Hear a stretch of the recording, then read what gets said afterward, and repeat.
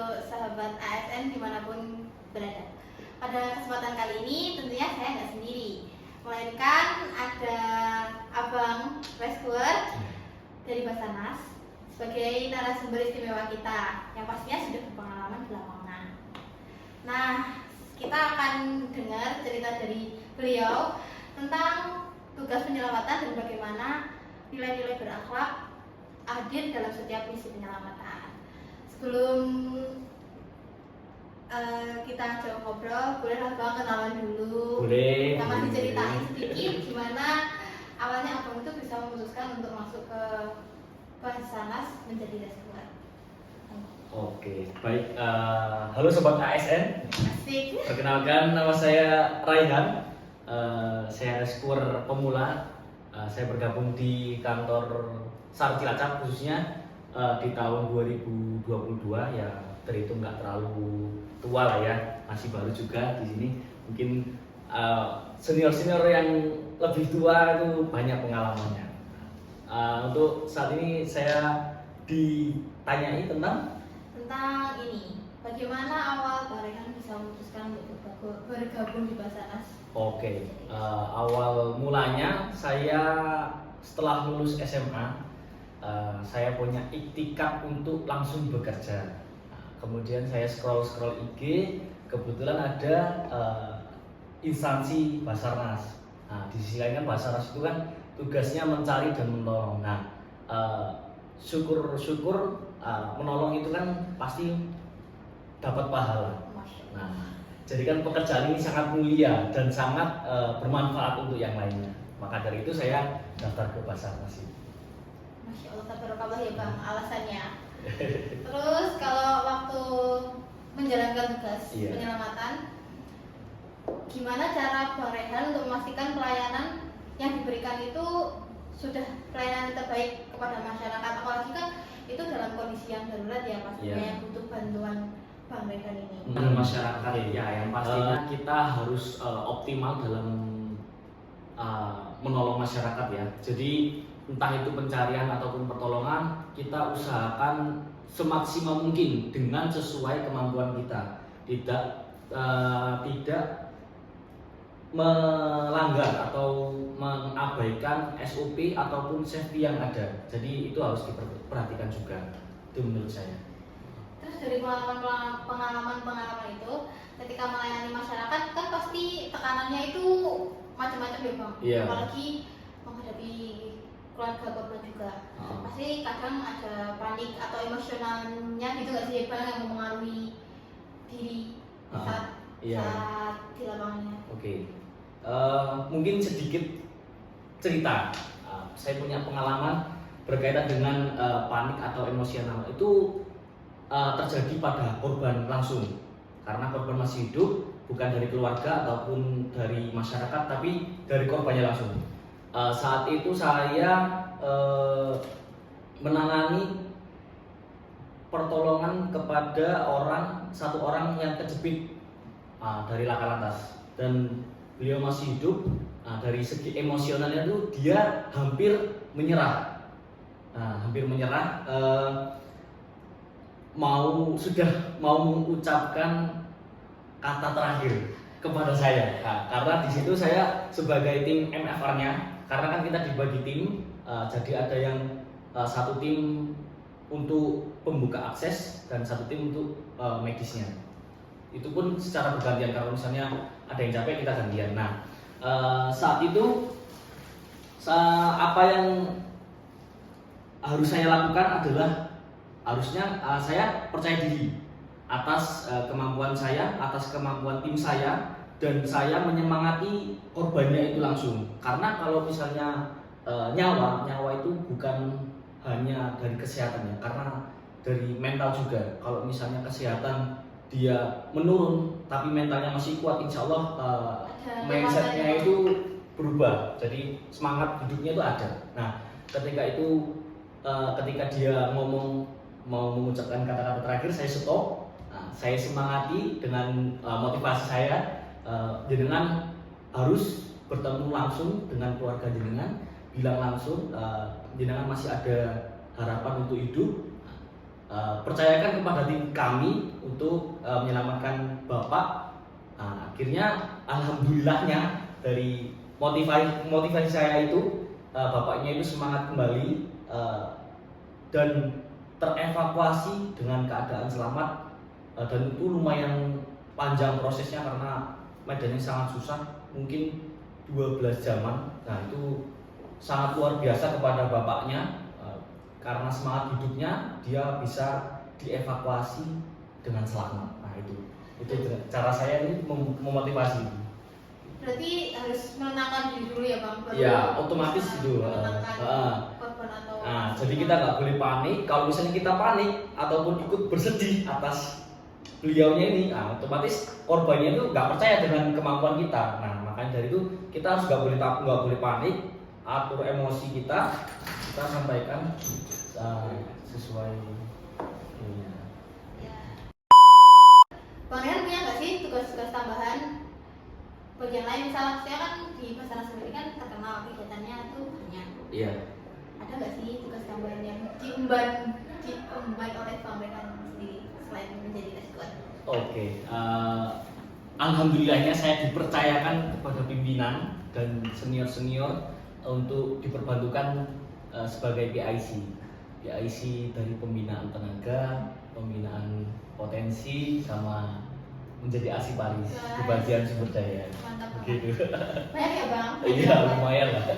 Tentunya berarti kan ada 3 tugas tambahan, 1 Iya. tugas utama. Dari keempat tugas ini tentu kan nggak mudah.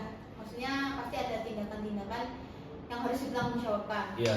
Gimana dari Bang Rian sendiri itu gimana cara menjaga amanah itu biar semua itu bisa terselesaikan dengan baik gitu. Oke. Terus ya secara selesai kita bentuk tanggung jawab kita kan selesai itu kan sebenarnya juga salah satu bentuk tanggung jawab kita Iya. juga kan atas tugas-tugas itu. Oke. Bang Rian sendiri gimana untuk mengaturnya kah atau apa?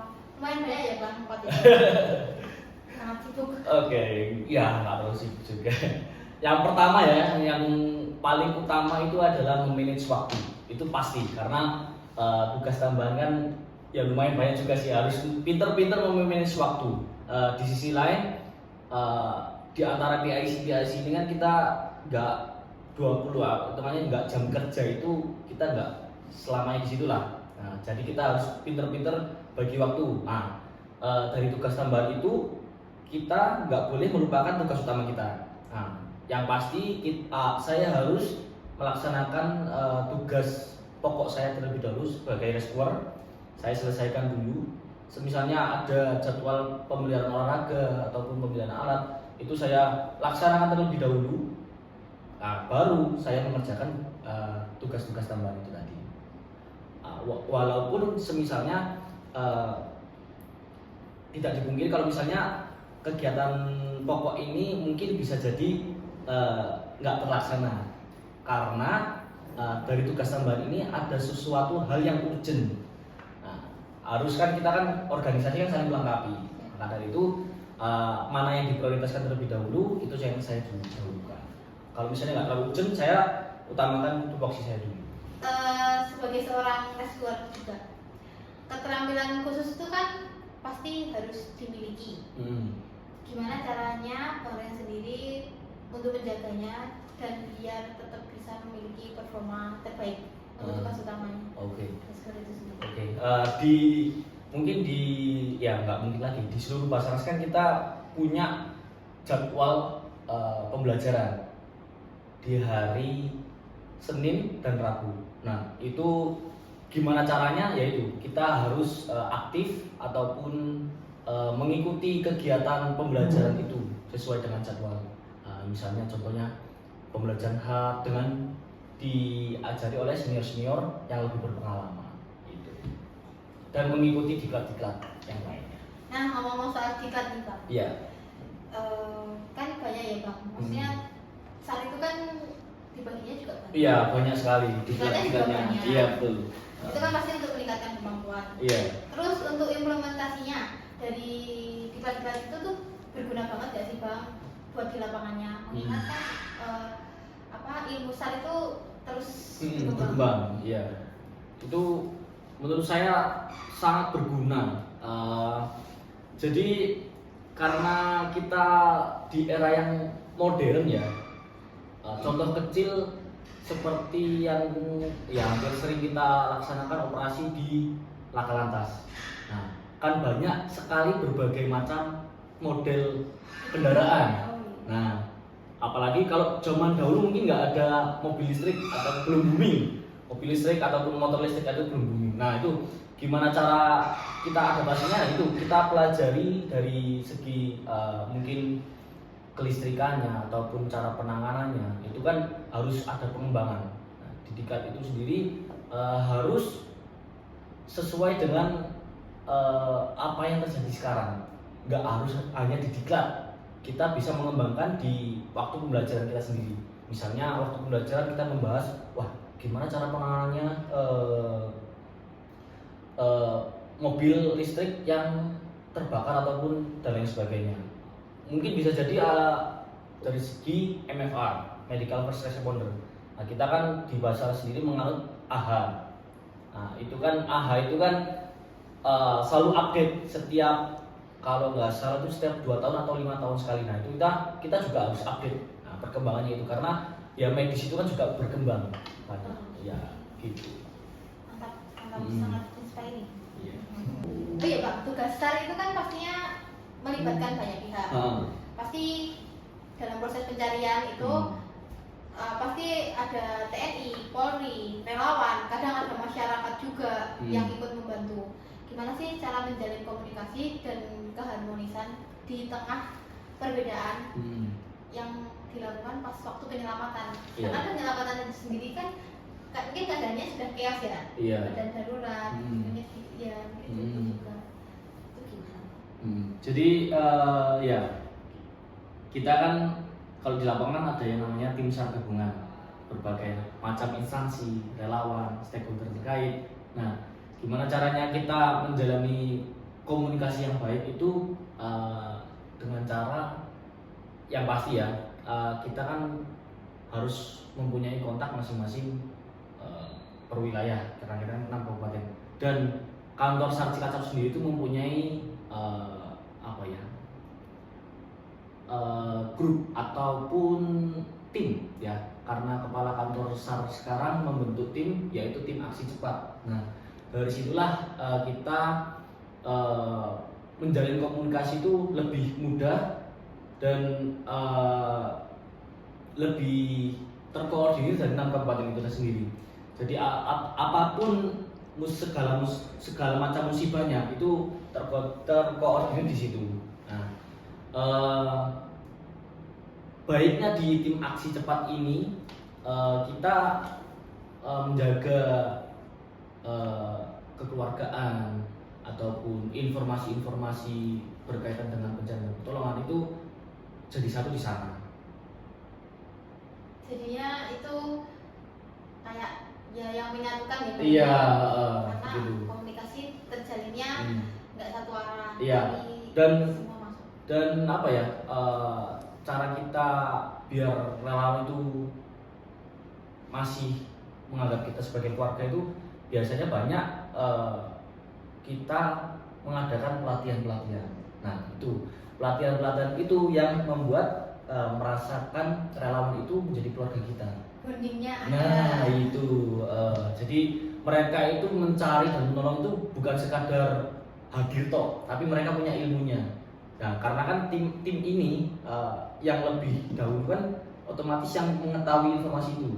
Karena kita kan 6 kabupaten dan lumayan jauh jaraknya. Nah, dari situlah kita mengarahkan potensi terkait.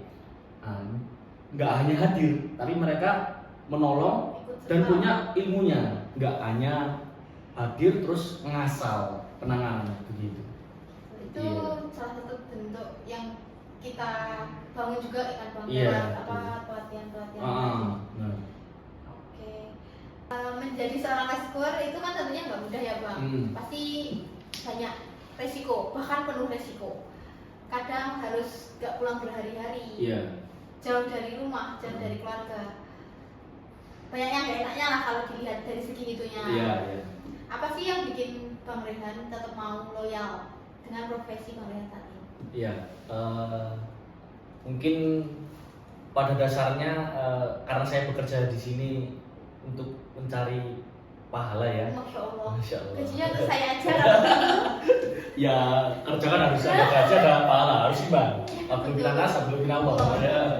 Nah, kalau menurut saya kenapa saya lebih memilih ini karena banyak resikonya, karena kemanusiaan ya. Kita balik lagi ke kemanusiaan. Nah, ketika insya Allah ini ya, ketika kita berbuat baik, nah insya Allah orang itu akan berbuat baik kepada kita juga.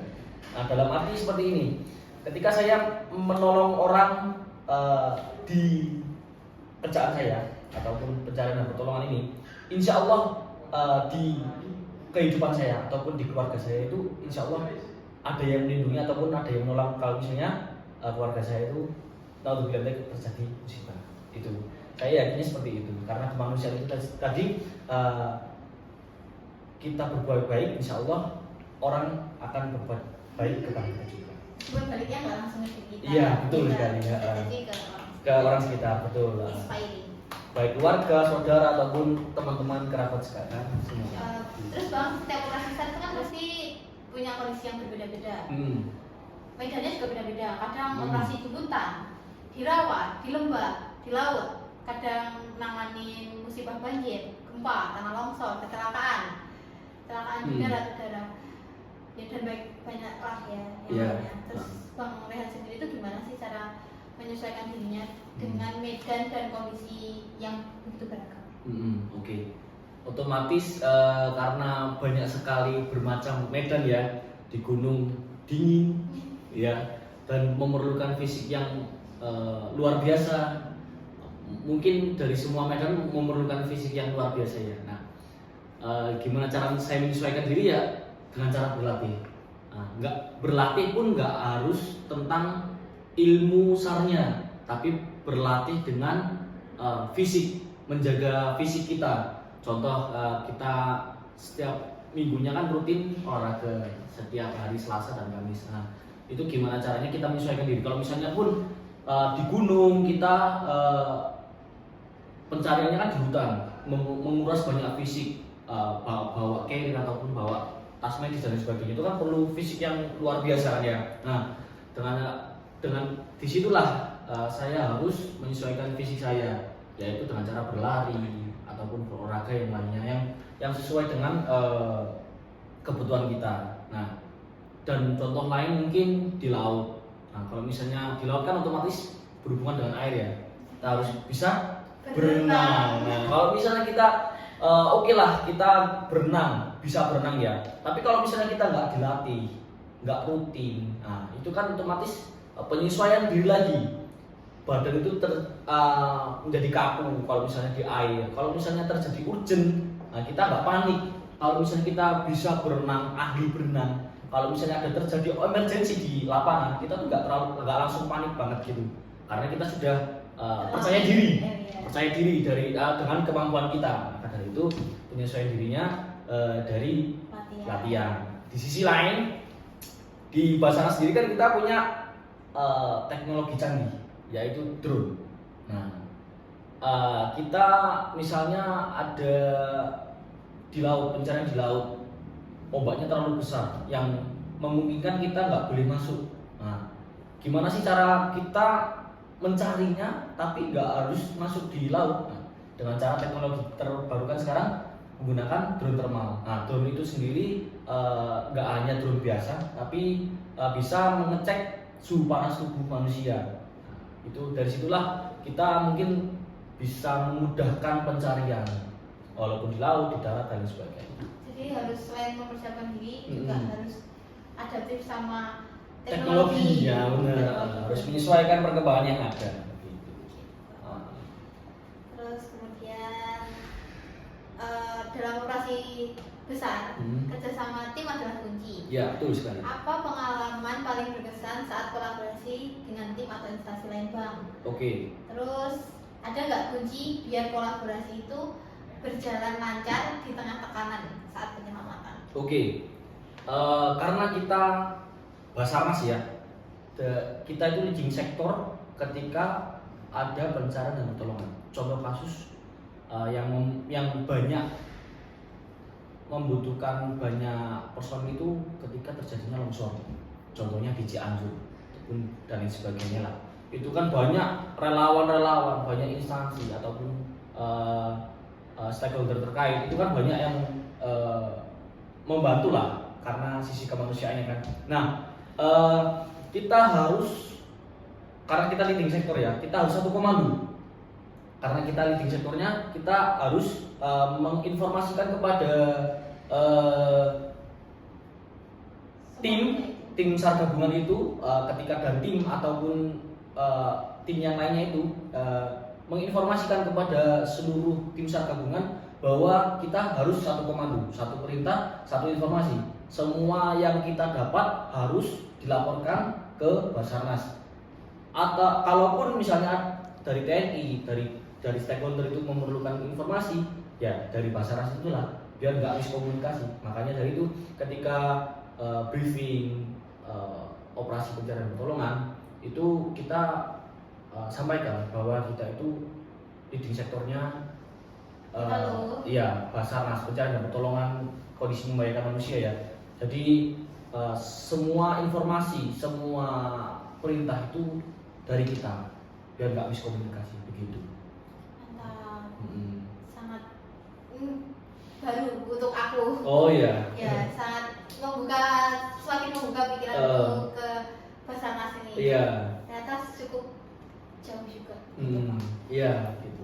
Terus ini mungkin udah pertanyaan terakhir ya Bang. Dari pengalaman Barehan yang panjang menjadi seorang rescuer, ada nggak sih pesan untuk kami generasi muda ASN yang khususnya yang baru bergabung ini agar mampu menanamkan nilai-nilai berakhlak dalam pekerjaan sehari-hari? Oke, berakhlak itu kan apa ya? Artinya sangat luas ya. Yang pada intinya kita harus menyesuaikan ataupun mengabdi kepada negara.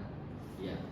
Sesuai dengan yang pertama adalah yang sesuai dengan apa yang kita kerjakan. Dan semua apa yang kita kerjakan itu harus dengan hati yang tulus. Nah, semua pekerjaan kalau bisa dikerjakan dengan hati yang tulus, insya Allah lelahnya itu akan hilang.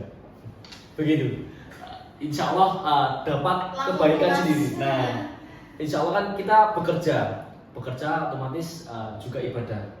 Apalagi kita bekerja di bidang kemanusiaan yang banyak pahala sekali, gitu. Nah, saran saya yaitu tadi yang pertama harus belajar menyesuaikan diri dengan lingkungan sekitar. Yang kedua yaitu kalian harus kerja ikhlas, tulus. Insya Allah semua kebaikan akan dibalas oleh Allah Subhanahu wa Ta'ala. Amin. Terima kasih Bang buat sarannya, pesannya yang sangat inspiratif untuk kita kaum muda yang baru bergabung menjadi ASN. Semoga betah di Basarnas. Amin. Dan semoga Basarnas semakin jaya dengan bergabungnya ASN yang baru ini. Makasih Bang, terima kasih banyak atas waktunya, atas inspirasinya.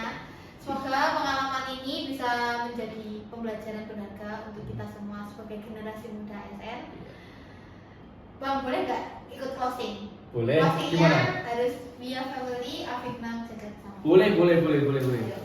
1, 2, 3. We are family Afiknam Jagat Samagra.